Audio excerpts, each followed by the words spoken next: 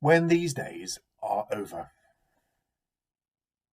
These words begin our Old Testament reading from Ezekiel, and I expect that they're on our lips quite a lot as we long to see the end of this pandemic.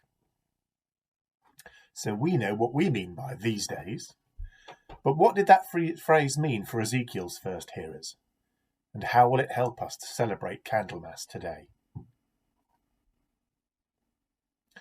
Our Gospel reading is, of course, the presentation of Christ in the temple, or Candlemas in Old Money. And the passage from Ezekiel is about the return of the glory of the Lord to the temple. And so these days, in Ezekiel's context, means the 7 days of atonement ritual necessary to enable the priests to offer acceptable sacrifices on the altar in the temple. After these days, Ezekiel then has this vision,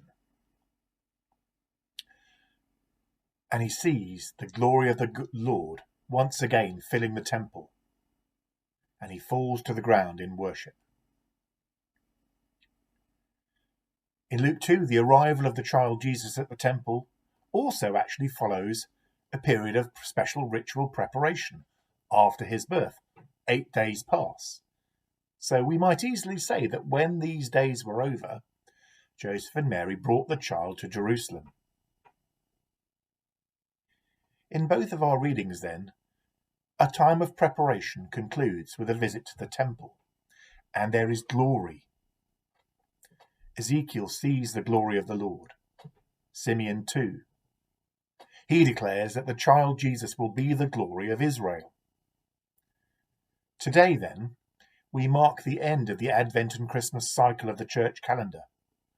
And all over the world there are different church traditions focusing on light, on candles, on a light for revelation to the Gentiles.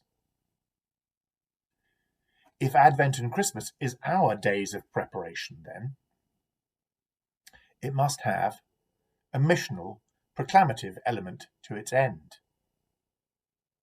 When these days are over, on Candlemas, days when we've been celebrating together, when these days are over, comes the day we share the good news beyond our own borders. And my sense is that at the moment, as a church, we're more likely to connect with the vulnerability of a tiny baby than with the triumphalism of the glory of the Lord returned to the temple. COVID, accusations of racism, revelations of abuse, and a financial crisis have all taken their toll, and our reputation is not what it was. But I want to say that's a good thing. Surely it's better to admit that we are broken and accept a new way of being church, instead of carrying on blowing our own trumpet and extolling our supposed virtues from the rooftops. Isn't it time to change the record? Not that we would succumb to the criticisms of those who oppose our faith, but that we would be honest about our loss of standing and so rebuild from the ground up. The authenticity of our message today comes better from a place of brokenness and vulnerability than it would from a self-erected grandstand.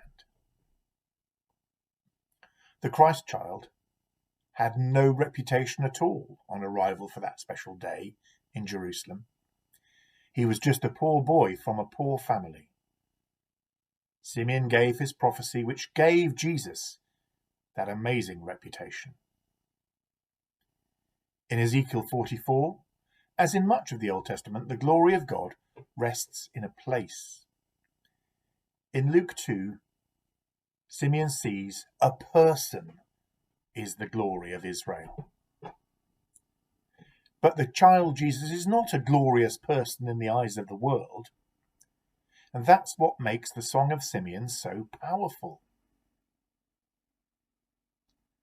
So today, candles are lit to signify the light that has come into the world. And we light them as we tell the story of the one who came to be God's salvation, prepared in the presence of all peoples.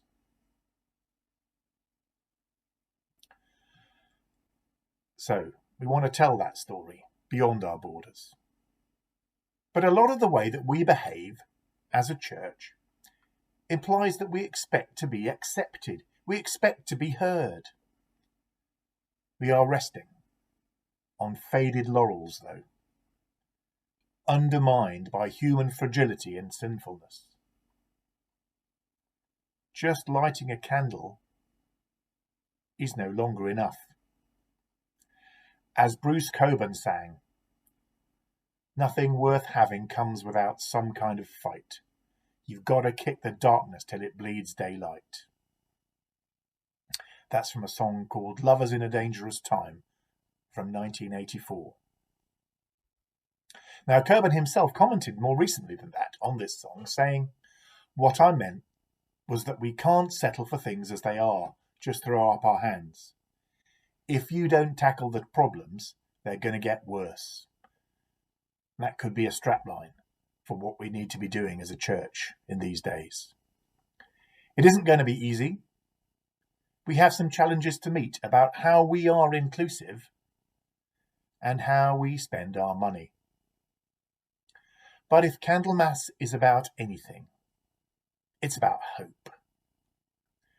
Lighting a candle, of course, is a sign of hope, always has been. But it's rather passive, isn't it? I prefer the assertive hope of Bruce Cockburn, doing something active to reduce darkness in the world. If a small child can be the glory of God's people and a light for the revelation to the nations, might we not consider ourselves capable of living and speaking out the salvation of God today, even from a place of brokenness and vulnerability? One last thing. When these days are over, we won't be going back to how things were before. But again, that's not a bad thing. The world has changed. How we relate to one another has changed enormously through COVID. And so the church will change. And how we relate the gospel to others will change. But the gospel itself and the God whom we meet through it, they stay the same.